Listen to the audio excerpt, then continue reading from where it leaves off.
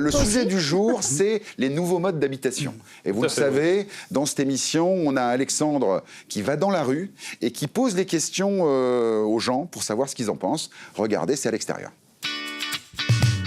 C'est les tiny house.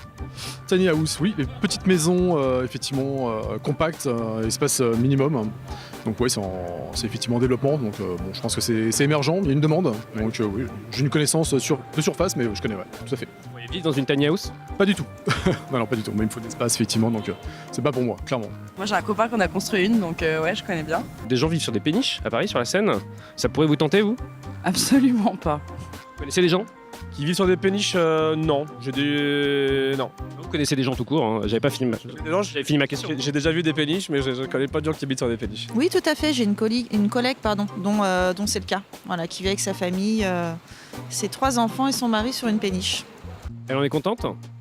Elle aimerait bien retourner sur la terre ferme. C'est pas trop dangereux?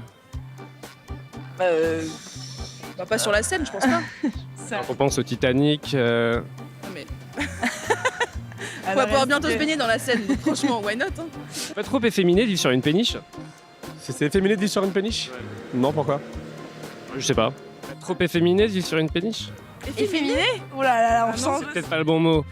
Ah ouais, là vraiment, je comprends pas le lien. 1 million d'euros, vous seriez prêt à passer 1 heure sur une péniche? Alors là, clairement, oui. 1 heure pour 1 million, oui. Ouais. Quel courage. Exactement. Ah, c'est un courage exemplaire. Hein. Ouais, je comprends pas trop. Même pour 10 balles. Oui, c'est ça en fait. On commence par faire vivre des gens sur des péniches, c'est quoi la suite? C'est faire vivre des étudiants en coloc sur une trottinette? Non, soyons sérieux un instant. Bah écoutez, tout est possible. Hein. Si vous regardez l'exemple de la Chine, on vit déjà dans des caissons, dans des ruches, donc pourquoi pas? Bon, bah, je crois que Alex a fait une petite fixette sur mon habitation sur la Seine. Voilà. Donc un peu efféminé. Qu'est-ce que vous en pensez? Faut être efféminé pour être sur une péniche ou pas? Pas du tout. Hein. Ah d'accord, ok, très bien. Bon, les nouveaux modes d'habitation, c'est Laurent qui s'y colle. Alors il y en a plein. Des nouveaux modes d'habitation. Alors il y en a pas mal, on a entendu parler. Moi, effectivement, il y a le concept tiny. Donc on en a parlé effectivement juste précédemment. Le concept tiny, ce sont des petites habitations. Tiny en anglais, c'est minuscule. Hein. Tiny, voilà. Tiny, voilà, house. tout à fait. Minuscule. Donc du coup, ce sont des habitations qui font entre 8 et maximum 30 mètres carrés, avec un concept optimisé au mètre carré. Donc généralement, on trouve sa cuisine, son petit salon et en haut donc le lit pour pouvoir dormir. On peut aussi agrémenter terrasse sur le toit de la tiny. Où, effectivement, mais on les met où ces tiny house? Alors généralement on les met dans des terrains. Alors il y a une petite réglementation quand même sur le sujet, puisqu'au niveau du terrain, il faut que ce soit une tiny, il ne faut pas qu'elle dépasse plus de 3 mois, sinon on est obligé de faire une demande préalable auprès de la mairie. Et attention, ce n'est pas souvent le cas, mais si vous avez des tiny qui sont au-delà de 20 mètres carrés, il faudra faire une demande de permis de construire pour pouvoir l'installer sur le terrain. D'accord, donc en fait, il faut que le terrain soit constructible, donc pour le coup. Voilà, l'idéal, c'est qu'il soit constructible. Par contre, il y a un mode effectivement d'habitation très, on va dire, écologique qui existe, où on pourrait, à l'extrême, sans avoir les raccords, pouvoir effectivement mettre un groupe électrogène solaire et vivre de l'eau de pluie. Voilà, déjà, certaines personnes le font, mais il est plutôt conseillé de se raccorder au réseau d'une manière générale, donc d'avoir un terrain qui soit en tout cas raccordé au réseau. Vous voyez autour de la table, hein, vivre comme ça, avec une tiny house, un groupe électrogène solaire Disons que ça peut être un complément sur une maison. On reçoit quelqu'un, on héberge quelqu'un, ça fait un petit studio indépendant. Ah voilà, c'est en maison d'appoint. On sent déjà, en villégiature pour les vacances. Le côté hébergement. Le beau chez toi, là, je pense, à Montpellier, non? Oui, une maison avec terrain, oui, tout à fait. Voilà. Bon, alors, il y a de la place pour mettre une tiny house sur ton terrain? Oui, il y a de la place. Bon. Sachant que ça fait moins de 20 mètres carrés, il y a de la place. Bon. Il y a quoi comme autre mode d'habitation, alors les nouveaux? On a des concepts qui vont plus ressembler à la maison, ce qu'on appelle les containers. Donc c'est effectivement les containers maritimes. Donc on est plutôt sur une ossature métallique pour le coup. Le concept chaud là-dedans, non? Écoute, en fait, il y a des systèmes d'isolation intérieur et extérieur qui permettent effectivement d'éviter une chaleur trop importante sur le fait, on va dire, du métal. Néanmoins, c'est un concept qui, pour une fois, ne vient pas des États-Unis, il vient des Pays-Bas. C'était d'abord des résidences étudiantes dans les années 2000 pour les Hollandais. Et le concept s'est vraiment développé, où on peut vraiment construire sa maison de 150 et 200 mètres carrés. Et comme tu le sais, Bruno, une maison de plus de 150 mètres carrés, il faut effectivement un permis de construire et faire appel à un architecte comme une maison classique. Et effectivement, on a des containers qui font jusqu'à 25 mètres carrés. Donc, je donne un petit exemple. Si vous mettez 4 containers, vous faites votre maison effectivement de 100 mètres carrés à un moindre coût qu'une habitation normale, puisqu'on est entre 20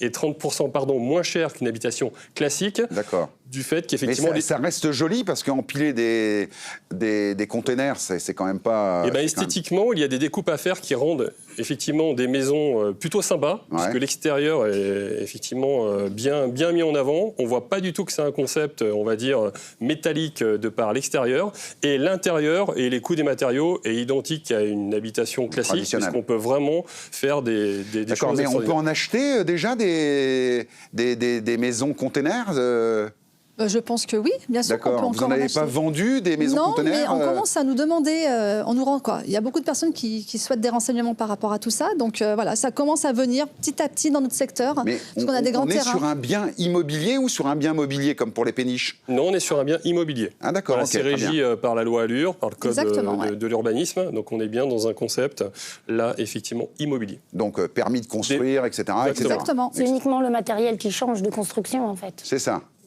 Alors par contre, c'est très rapide à mettre en place finalement. Et effectivement, là aussi, on a 7 mois en moyenne. Alors selon le type de construction, mais on a 7 mois effectivement de délai pour faire construire en tout cas sa maison. Et après, il y a aussi des concepts un petit peu variants, que ce soit le bureau ou que ce soit effectivement restauration. On voit parfois sur les quais, notamment sur la Seine à Paris, effectivement des petits restaurants qui permettent effectivement d'avoir ce concept-là. C'est très pratique et généralement, ça vieillit plutôt pas mal. Ouais, c'est pas mal. En ce moment, à Paris, sur les quais, on voit plutôt des rats. Hein. Voilà, c'est vrai, effectivement. On a eu quelques flammes aussi. Quelques flammes. Autre concept, je dirais, un petit peu innovant. Alors là, je découvre ça en préparant l'émission. Tu nous parlais de maisons pliables. Alors là, effectivement, c'est un petit peu le scoop, puisque ça arrive en 2023 en France. C'est un concept là qui, effectivement, permet d'avoir une maison de 35 mètres carrés, donc c'est pas rien. Pour des prix, effectivement, entre 25 et 32 000 euros, selon, effectivement, l'équipement que nous y avons. Là, par contre, c'est un concept né aux États-Unis avec les différentes catastrophes naturelles qu'il y a eu, et un concept qui vient aussi de Chine, parce que les Chinois n'ayant pas beaucoup de place, maison pliable. Et maison pliable, ça permet aussi de répondre à des cas d'incendie ou d'inondation qui permettent de reloger les gens rapidement. C'est effectivement convoi exceptionnel. Ça permet effectivement d'avoir un petit peu plus de place. Et aussi, dernier point important, ça permet de loger dans son jardin avec la même réglementation qu'on a pu voir sur les Tiny.